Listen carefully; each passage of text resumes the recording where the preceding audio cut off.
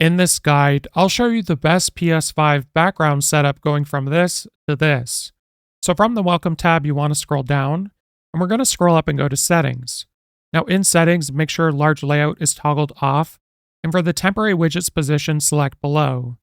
Then you want to go back, and we're going to scroll over and go to Edit Widgets, and you have to have at least 3 widgets. So what I'm going to do is turn off all the widgets that I don't want to use, and I'm going to leave the top 3 on.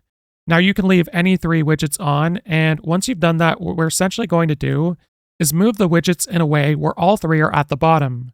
So with this top widget, I'm going to press square to move, and I'm going to increase the size by pressing R1, which has moved these widgets over.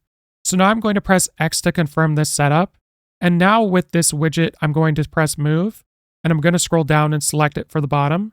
And with this widget, I'm going to do the same thing by pressing square to move, and I'm going to move it to the bottom and press X to confirm. Now with this trophy widget, now that we have it set up properly, you want to press move on it, and we're going to decrease the size and move it to the bottom. So after you've set it up like this, you'll now notice a big improvement with the space we can see. And if you notice that the background is dark, what you want to do is go to Settings in the top right corner, and we're going to go to Accessibility.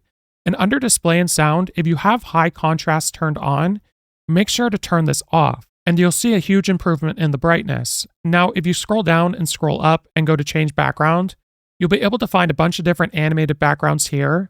And if you scroll up and go to Games, you'll see a bunch of different game backgrounds that you can use. So I'm just going to change it to this one for an example. This is a really nice one.